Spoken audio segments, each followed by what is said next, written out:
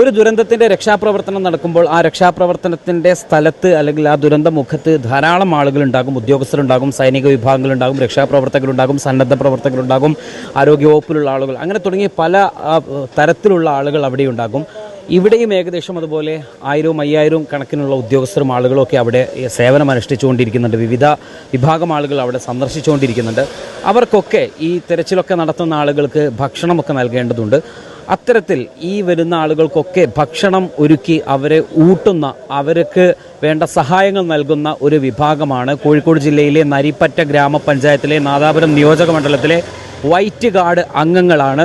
ഇവിടെ ഈ ഉരുൾപൊട്ടിയ സ്ഥലത്ത് നിന്ന് ഏകദേശം 8 കിലോമീറ്റർ താഴെ ഇവിടെ ഒരു കള്ളാടി മക്കാം എന്ന് പറയുന്ന ഒരു പ്രദേശമുണ്ട്. ആ ഒരു കള്ളാടി മക്കാമിൻ്റെ പരിസരത്താണ് ഇവർ. ഇവിടെ നാദാപുരത്ത് നിന്ന് ഏകദേശം 60ഓളം വൈറ്റ് ഗാർഡ് അംഗങ്ങൾ ഇവിടെ വരുന്നു.